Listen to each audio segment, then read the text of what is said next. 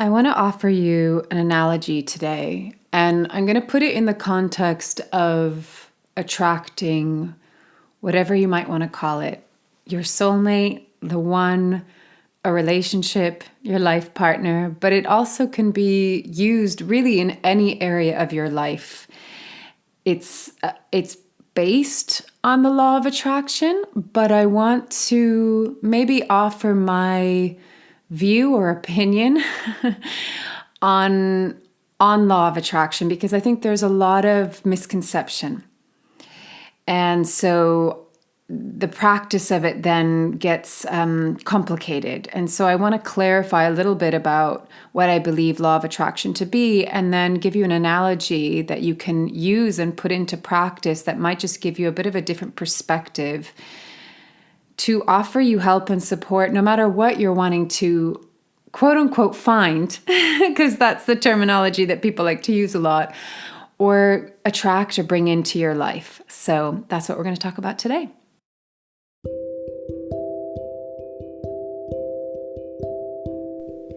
This is Corinne Bloom, and you're listening to Raw Conversations.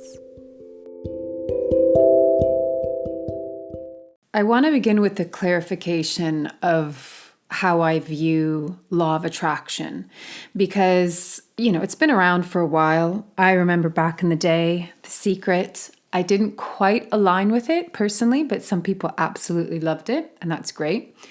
But I think some of the misconception is that, let's say you're wanting to call something into your life and bad things happen, quote unquote, bad things happen. What happens through the lens of the misconception of law of attraction is people think, I'm attracting negative energy. What is wrong with me? Something must be wrong with me. And that's why I'm either not manifesting what I'm wanting, or I'm attracting bad situations, or I have bad luck. So something must be wrong. And then there can be this whole fear, just so much fear that is mustered up. And actually that becomes a huge obstacle in and of itself, because when we're manifesting, we don't want to come from a place of fear. Otherwise, you could say we're manifesting all the time, and then that's what we're creating more of. Or I like to say that's what we see.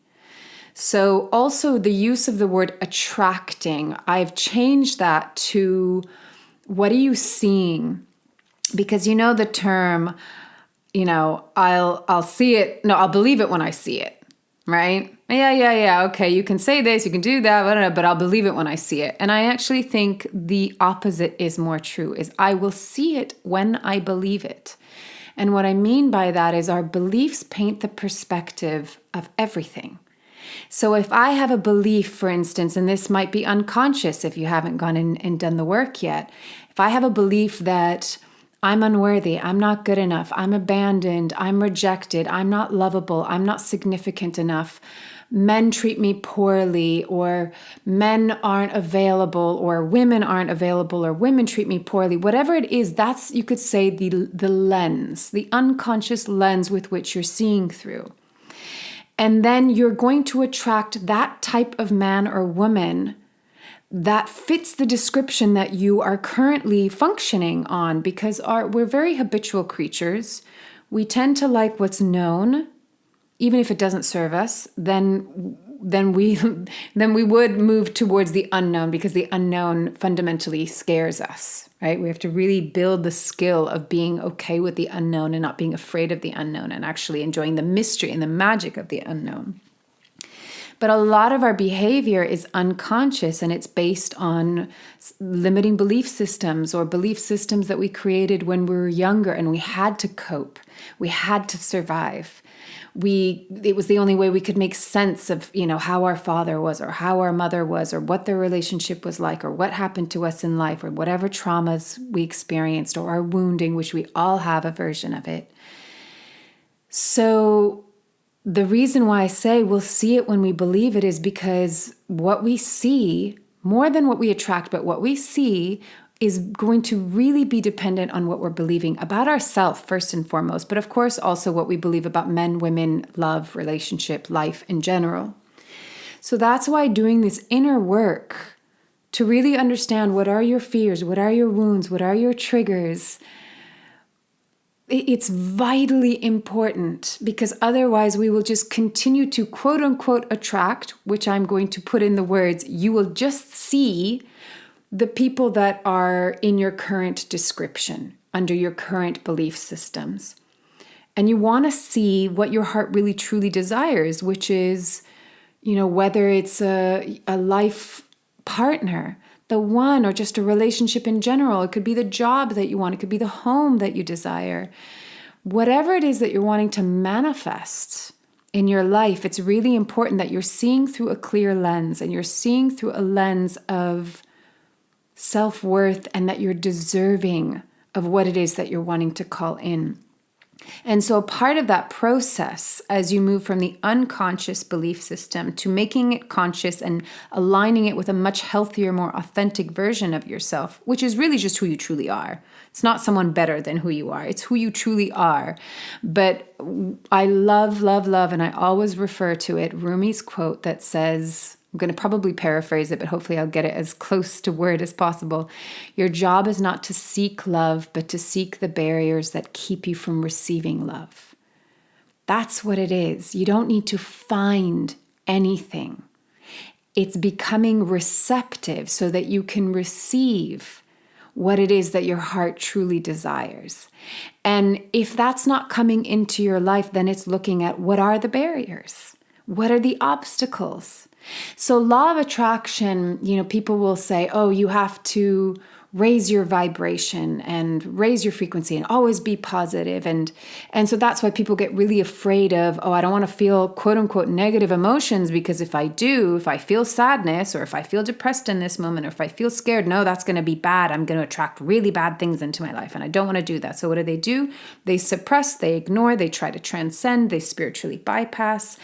And that it's such an illusion, and it is so unhelpful, and it actually keeps us from getting what it is that we really want. The reason being because the moment that we bypass or try to transcend or ignore, it's like putting clutter in your closet. And the only way that you can really fully receive what it is that you're wanting, you have to make sure you have a clean house. That doesn't mean being perfect. Absolutely not. There's no such thing as a perfect human being. What it means is that when something comes up, a feeling, which we have feelings, we're human, we have feelings, we have sensitivities, we have vulnerabilities, we have our fear. We have to feel them.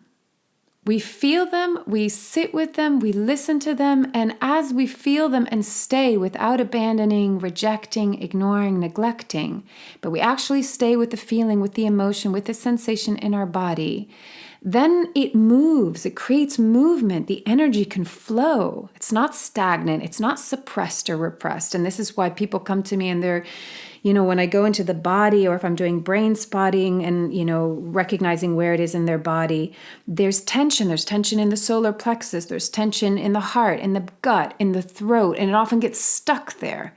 It gets stuck in the throat chakra because when we suppress and repress and push down, there is no way away. We cannot push feelings away. We only push them down. And then if it wants to come up, or it comes up in unconscious ways, whether it's through fear, anxiety, but whatever it is that's wanting to express itself, which is really just to be felt and for it to know that it's not alone, that we're seeing ourselves, we're hearing ourselves, we're understanding ourselves. We want these things from the other, right?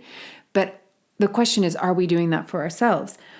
That part that wants to communicate with us and be heard and feel like it exists and it matters, it gets caught right at the throat. Because if we're not expressing, if we're not feeling and expressing and allowing it to have a voice and allowing it to have movement, to be felt, it's going to get stuck there, and then it gets louder and it festers. And this is what creates so much suffering within us. We are not the emotion, but we need to feel the emotion in order to let it pass. And if we create a practice where we're doing that every day, we're keeping a clean house. Again, the clean house isn't perfection. It's not being all OCD about it. It's just that it's like taking care, right? If I see a mess in my kitchen, I'll clean it up. because then I have a nice kitchen and it's easier to cook. Do you see what I'm saying? There's nothing wrong with the mess, but tend to it, take care of it, take care of your home, take care of your inner home, take care of your emotional being. And that's what allows us to feel more free and light and fluid and in flow. Emotions are going to come up. You're going to move through ups and downs. That is totally, totally normal. We have to get outside of that way of thinking too, that I'm only authentic if I'm perfect. I'm only authentic if I'm positive. You're going to ride the waves of life. There's the constant ebb and flow. It's all okay. It's all part of being human. The best thing you can do, feel it, be with it, listen to it, give it a voice, allow it to move through, and then you let it go. And then you move on to the next thing, right?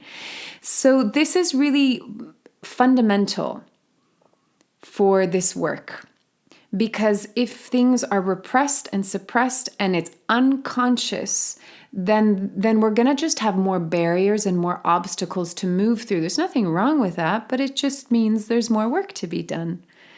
And there's a little bit more to get through until we fully receive what it is that we're wanting to call in. So I like to change the word attract to see. I'll see it when I believe it. And then the invitation there is recognizing what are my beliefs, right? And they can be multi-layered and multi-textured, and some of them might be hard to see. We have to go into our blind spots. We have to go into our shadow, all with love and compassion and patience and kindness. So then the law of attraction, and let's talk about frequency and vibration. The essence of who you are is perfect. That is a frequency that will always be in a high state of consciousness. That's the truth of who you are. That is part of consciousness as an entirety, as the one, as the whole. When we go into our human self, which the essence is forever there, that's the canvas that I so often talk about. Our human self has an ego, which is fine. That gives us the opportunity to be human. It's about having a healthy ego, not no ego.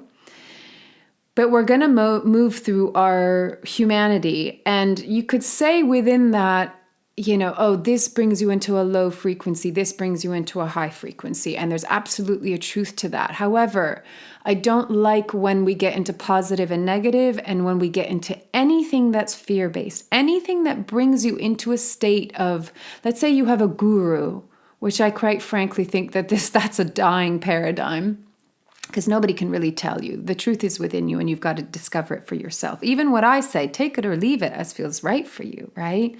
I'm not here to tell you this is the only way and this is the only truth. I can just speak from my experience and my journey and working with the people that I've worked with over the last 13 years.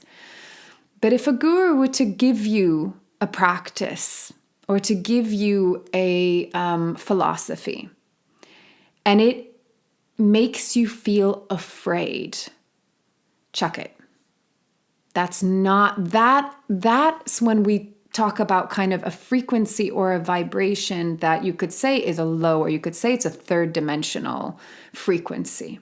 It's not coming from a place of love. It's not coming from a place of heart. And one has to be very mindful, because there are so many gurus and teachers, spiritual teachers, that will kind of, anyone that is instilling a kind of fear in you, or that is telling you that they are better and more superior and that they have the way, I'd really use your discernment around that, because we don't want to go into a frequency of fear, most especially when we're trying to manifest something, because fear will bring us into a more, if I say like a more third dimensional realm, what I mean by that is like we're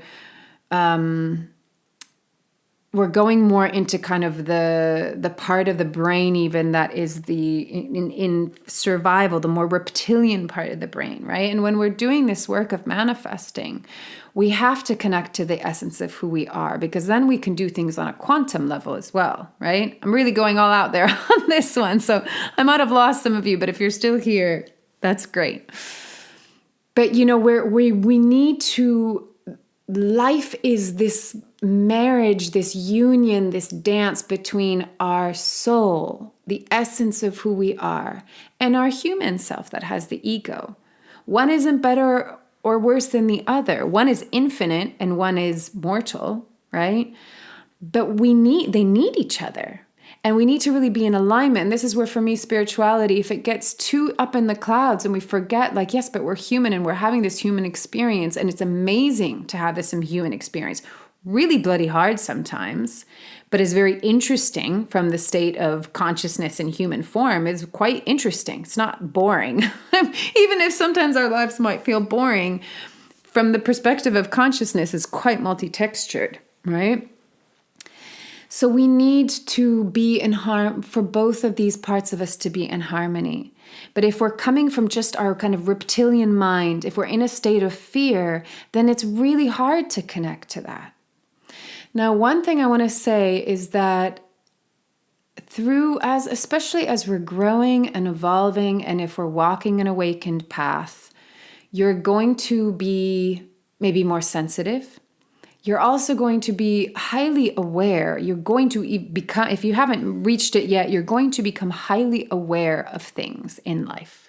How you're feeling, what's going on for you, how other people's energy feels, how their emotions feel. Like everything is going to, it's like you're fine tuning and the volume is going up, and there's going to be a sensitivity and an awareness of almost like you can't unsee things. Now, in the process of that, you're going to notice your emotions a lot more.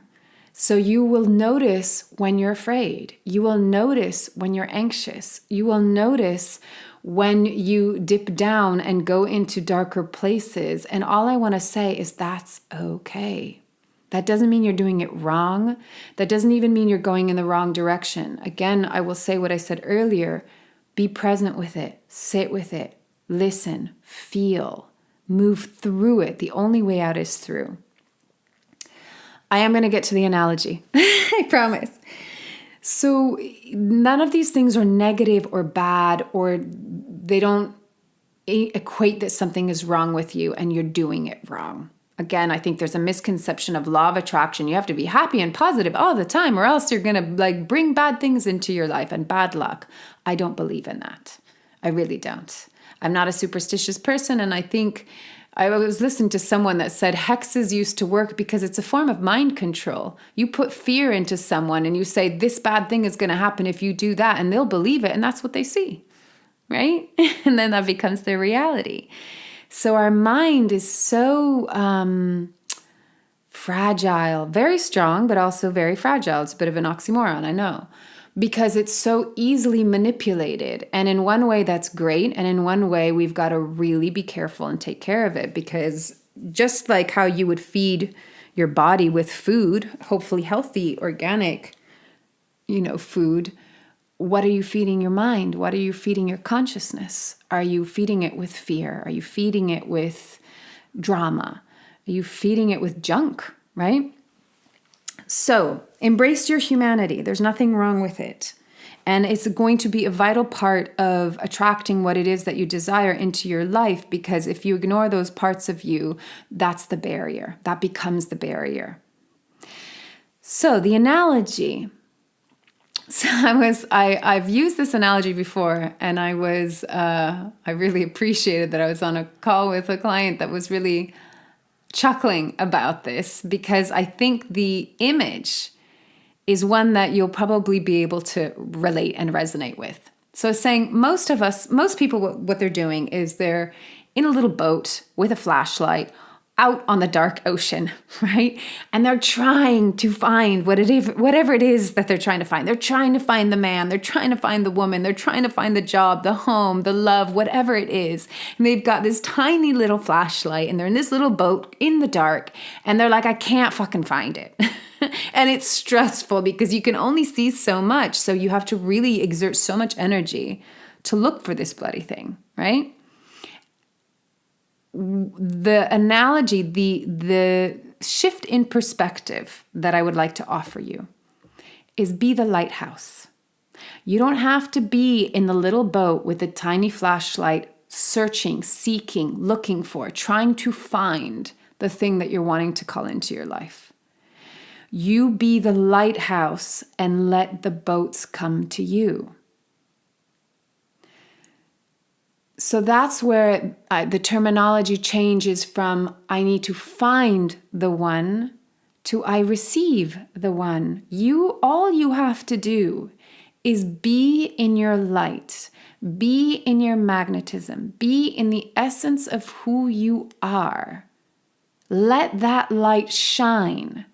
You got to allow yourself to be open. You got to allow yourself to be seen. And that might be part of your work as well, because sometimes the very thing that we want, we're also terrified of. So we close down, we make ourselves smaller. To be seen is vulnerable, but we have to allow ourselves to be seen if we want to attract. I'm going to use it in a little bit of a different way, but to call forth and be seen and be recognized and be noticed from that which we're calling in. Now, how do you be in your light? How do you be in your magnetism? How do you shine? This is where all the belief work is so important, because if you're believing that something's wrong with you and you're not lovable and you're not worthy, your light is going to be very dim. You're not going to want to shine your light. Again, there's nothing wrong with you. It just means that all of those little barriers, all of those little obstacles just need your loving attention, so that you give the need, the unmet need, what it needs. You love it. You hold it. You sit with it. It begins to trust you. It begins to believe in you. It begins to be able to grow up and be the woman or man that you are today. Once you feel more comfortable in your skin, once you feel like you can be authentically you and know that there's nothing wrong with you and there's nothing to fix because you're not broken, your light inevitably naturally shines, because that is who you are. That is the essence of who you are. We all come in with light. We all come in as the lighthouse. Look at babies. They have this glow in their eyes. They have this just essence. They're so connected. Right? They're still in part of the other world. And we look at them and go, oh, wow, they're so beautiful. That is in us. We just forget it, or we get disconnected from it, or we dampen it. We make it small. We hide it because whatever, life happens. And life happens to the best of us, all of us, right? Even if you had a seemingly great childhood, there's still just shit in life that, being human, we experience, and it hurts us and it scares us and it wounds us and it traumatizes us. And, we try to protect and we try to cope, and it's just part of the human arc. It's part of this journey. And that's interesting for the soul, because it gives it the opportunity for it to grow and expand through the challenge, through the suffering. Doesn't mean you have to stay in suffering to grow. Actually, if you get identified with the suffering, with the story of your suffering, if you get identified and attached to your victimization, then there's no growth happening, right? The growth is, wow, this is the challenge. Wow, this is painful. Wow, this scares me. Okay, how can I be with that? How can I alchemize it through my love for it? For my love and acceptance and embracing all that I feel, think, and experience. That's where the growth, that's where the evolution happens. So it's not to say that your life should be free of suffering and challenge and struggle. It also isn't to say that it should be full of it, right? It's to say that it will naturally come, and if you feel it, it will naturally go. So again, I know I'm repeating myself, but doing the inner work is so fundamental to this, so that you can naturally shine. That is who you are. It just is. And when we do that, it also puts us into a place of just really trusting that maybe there's nothing that we actually have to do. I have so many clients that are like, well, I'm not going out on dates, or I'm not going to bars, or I'm not going to clubs, or I'm not doing this, so I'm not doing anything. Or if they're doing the visualization work and they're doing this inner work, they feel like they're not doing anything, when actually they're doing so much. It's just a different kind of doing. It's not the doing that society tells you is like, well, that's good doing, right? Being in a state of being that is healthy, that is aligned with who you truly are, who you authentically are. that is based in worth and self-love and self-compassion, you will be able to create so much more from that place. And if you're not there yet, that's okay. And even when you touch upon that place, again, life ebbs and flows, right? But the most important thing to learn is that you're going to be there for yourself no matter what. You're going to have compassion for yourself no matter what. There is no right or wrong or good or bad. You can't fuck it up. There's no failing. There's just being with your experience with as much presence and as much consistency and as much love and acceptance as is possible, so that you trust you along this journey. Then the piece that comes in is this radical trust. And I myself come in and out of this quite frequently over my life. And whenever I can kind of tune back into this radical trust again, I'm like, well, why don't I always do this? And what I mean by radical trust is that you recognize you're not in control of anything. And now that sounds weird, right? Because we want to control. Our society really wants to control everything, anything, you know? But ultimately, we're not in control. Radical trust is knowing that life is holding us, the universe is holding us, God is holding us, our higher self is holding us, whatever it is that resonates for you, the wording of it. That we are being held, that we're not alone, that we're being supported. There's also a skill and an art and a beauty to asking for support, to our seen and unseen guides. It could be friends, could be posting on Facebook, asking for support and help. It could be asking your angels, your guides, God, whatever your beliefs are. You ask for support, and then it's the radical trust of, I know that no matter what, I'm gonna be okay. I'm gonna be okay. And to not allow fear to get in the way of it. Now, there's nothing wrong fundamentally with fear. I really believe that fear is to be embraced. It comes up for a reason, and that we need to listen to it, embrace it, and then it automatically, naturally alchemizes and transforms. Sometimes it's just a messenger for something else. But if we're in a perpetual state of fear, if we're constantly reverting to fear, worry, stress, anxiety, then that might be a habit, that might be a pattern, that might be something that we need to really look at and heal, because that just becomes really exhausting and very stressful, right? So I'm going to give you a personal example right now, and then I'll wrap it up, I promise. I am looking to make a very big change in my life. I want to not just move house, I want to move country, because it's been years that I've been doing all the inner work around it and recognizing this is just not the environment that is what my being needs right now. And so I'm really taking the risk. And I went through the whole, years literally of just asking for clarity, not finding clarity, waiting, going through, rock bottom, coming through the other side. It's been a really big journey. And now I have something that kind of happened, and I feel like, I'm curious about this place, and I want to, explore it, and I want to discover it. And maybe, I want to spend the winter there and see how it feels and take it step by step. I'm just looking at what's not the big picture, end picture, final picture, but what is the next right step.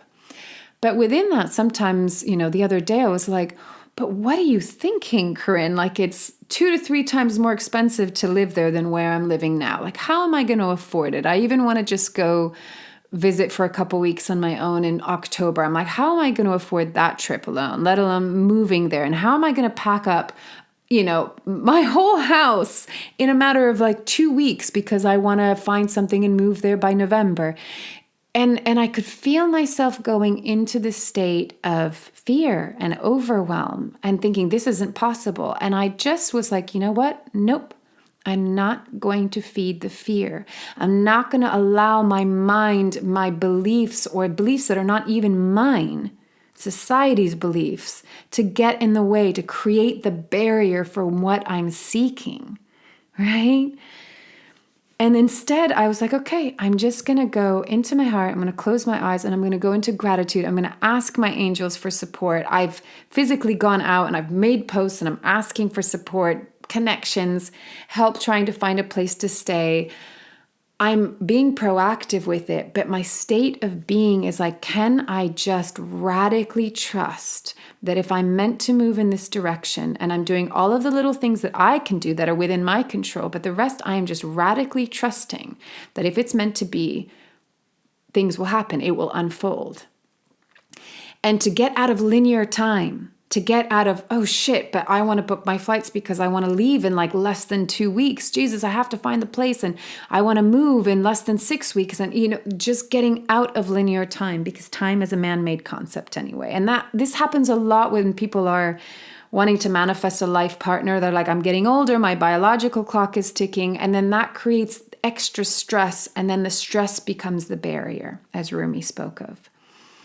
Again, there's no judgment. There's just the recognition that when we go into a state of stress or tension, we're not in flow. And we're not always going to be in flow, but that's the thing, is when we notice we're in tension, okay, how do I come back into a state of relaxation? So I come back into my heart.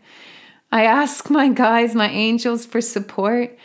I come into gratitude. Like, gratitude is such a wonderful way of pulling ourselves into the present moment and going into that place of possibility, like it's possible, as if it's already happened. Now, one last thing that I'm going to say when you're doing this process. When I hit rock bottom in July, I really did. I hit the rock bottom. And I know, thankfully, in my life that rock bottom is fertile ground for a new beginning. And so I trust that I'm always going to make it through. But when I was in that state, it was so hard for me to come into a place of gratitude. I know that gratitude is one of the best places to manifest from, but sometimes you just can't reach it because you're in the dark.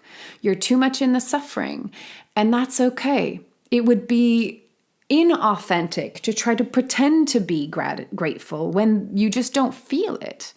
So then what do? You feel the feelings that you're in that moment. You feel the suffering. You feel the pain. You feel the fear. You feel the anxiety, you feel the loneliness, you feel the despair and hopelessness. You feel whatever is there without judging it, knowing that it's not going to be forever. And the more that you sit with it and feel it and breathe through it and love it, it will pass. The quicker it will pass, actually. And then eventually you'll come up and out of it. And then when you come into a different state, then you'll be able to access the gratitude more authentically. And that's exactly what happened for me. If you had asked me in July, like, oh, just be grateful, I'd be like, fuck off. Excuse my language. But, I just would have been like, I can't access it. Like, I would in times, I was really sick at the end of August when I'd come back from holiday, and it was just miserable because it's like 42 degrees and I was in this dark house with all the shutters shut. And I stepped out at the end of the day when it got a little bit cooler and there was some breeze, and I was thinking, oh, like, part of me was like, why is this happening? And I could feel the just being pulled down by it. And then I did have a moment where I was like, you know what, I'm just going to look around me. And even though I didn't like where I was, I didn't want to be living here anymore. I just was like, what am I grateful for? And you find even just the little things. And sometimes those are just the little like balloon strings that pull you up even for a moment. So gratitude is a beautiful way to bring us into the present moment and to lift our spirit. But if you can't access it, that's okay. Then be with what is in that moment. And eventually you'll get to the point where you can breathe, you can come up, out of the water, get your chin above water, and then you'll feel into it. Nothing is forever. The only constant in life is change. And so that's great, right? Sometimes that can be unnerving for people because things are constantly changing. And it's an illusion that things stay the same and they're stagnant and fixed and safe and secure. That's an illusion. Life is constantly breathing in and out, inhalation, exhalation. The more that we can trust, surrender, allow, receive, be open, be the lighthouse. You don't have to try. You don't have to try so damn hard. You don't have to look. Let it find you. So be the light. And if your light feels dim right now, then work with someone that you trust and resonate with to help you find your light again, because it's there. It just needs to be reignited. Anyway, I'm going to leave it at that because it's getting long. As always, take it or leave it as feels right for you. I'm wishing you so well on your journey. I know that it can be challenging at times, but it also can be hugely exciting, and just loving you from afar.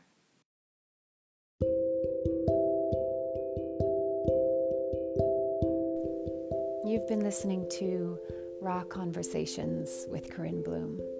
Thanks so much for showing up, listening in, and being a part of the conversation with me.